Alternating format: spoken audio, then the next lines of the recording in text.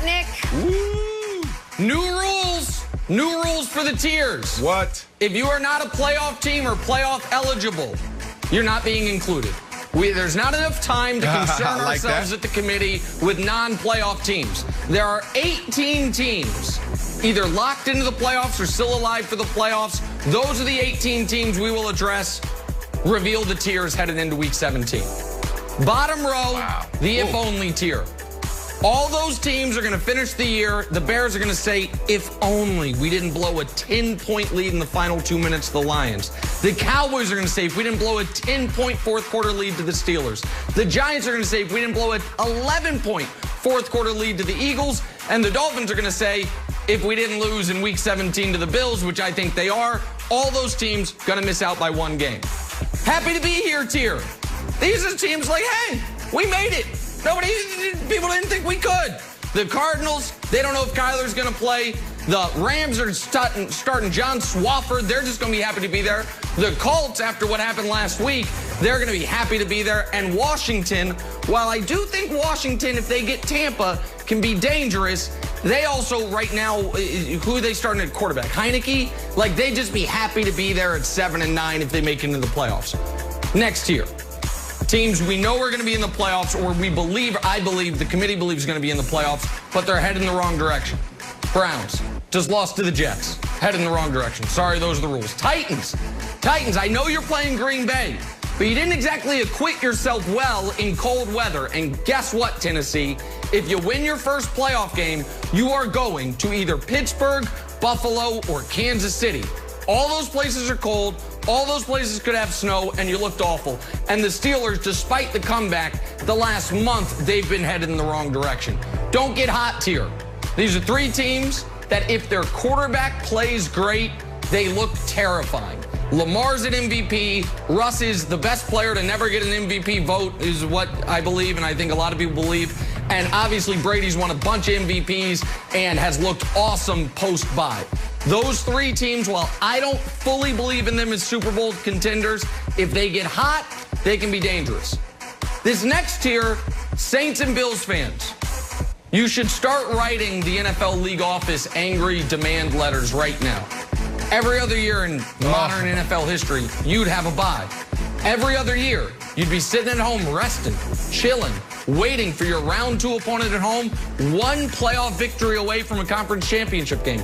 This year, no. You got to play wild card weekend. That dramatically lowers your chances of making the Super Bowl.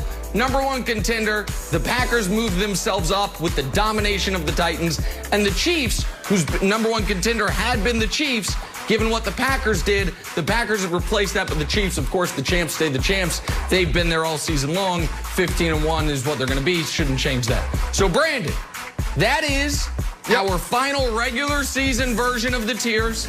The committee's very proud of itself, if we must say. There was a lot of argument about Buffalo.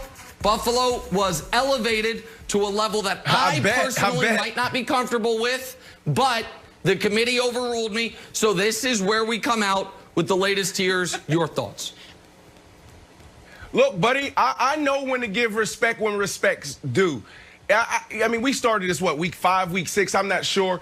This is the first week that you got it right. Throw those tiers back up there. I want to look at this whole tiers thing. Bro, you really got it right. There's really no argument on my end.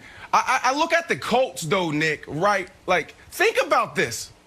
How did this team go from playing for the potentially the number 2 seed in the AFC to be out of the playoffs? Like, that's what happened last week. The Colts went from potentially being the number 2 seed, if a few things fell in place with their win, to being out of the playoffs.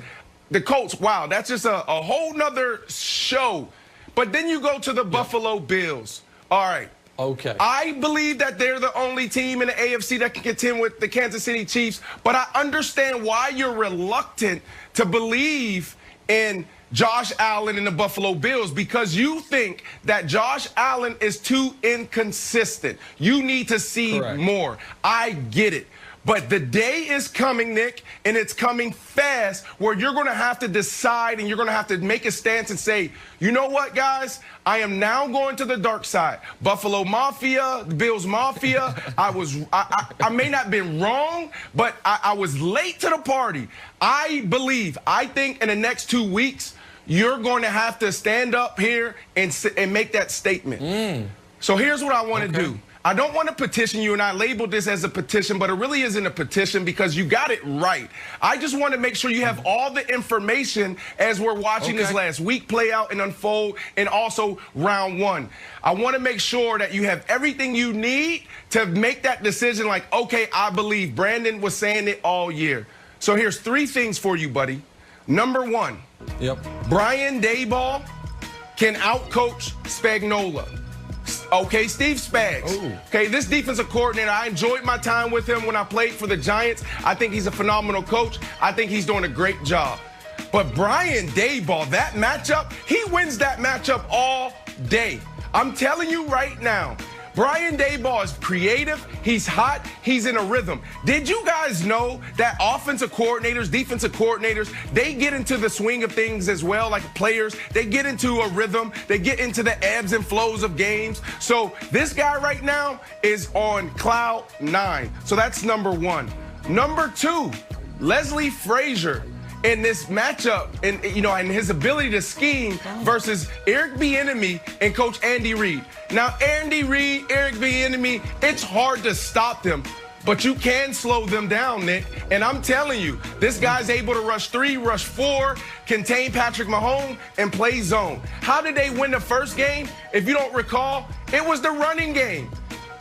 This kid, the running back, Edwards-Helaire, went off 160 yards. I believe that they'll have a better game plan that can slow down the run game and do exactly what they did in the passing game, and I believe it was week 6.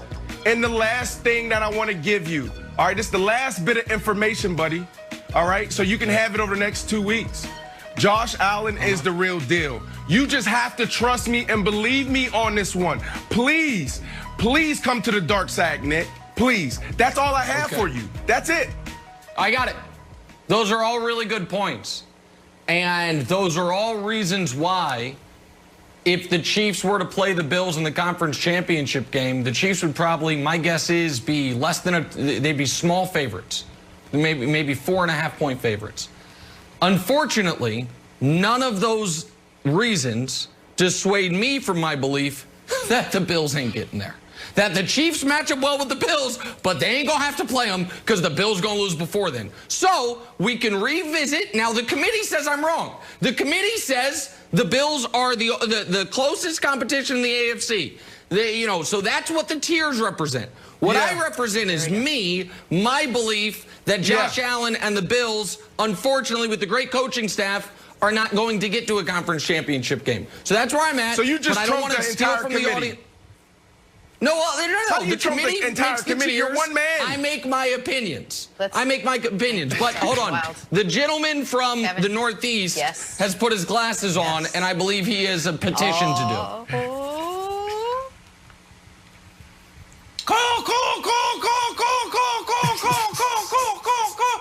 Fresh from the Raven's claw. What? Fresh from the Ravens' claw comes the petition for the Ravens to move up, even though they are on the if they get hot tier, because they are very hot for the reasons contained. What bird was that? Henceforth, reason number 1, they are already hot. They've won 4 games in a row, 5 if you count the game that they should have won against the Steelers. But, we had McSorley in there. Great beer, not a great quarterback. All due respect, my friend. They got the Bengals next. That would be 6 wins in a row. Again, if you count the Steelers win, which I am. Number 2, number 1 in point differential. 430 scored, 300 given up. Gives them 130. Some quick math. Who's at 128? The Chiefs. Perhaps you should beat the Falcons by more than 3 points. And finally, a resurgent Lamar. And no, he wasn't going to the bathroom. That's why I didn't put it at number 2. I put it at number 3. Since returning, 117 passer rating, 3rd best in the entire league. 12 total TDs, also 3rd best. Preach. The committee says if the Ravens get hot, my friend, the Ravens are hot, and they deserve a spot higher on your tier system. Good day. Okay, so Brilliant. here's the thing, and this is probably going to make one member of the panel happy and further anger or frustrate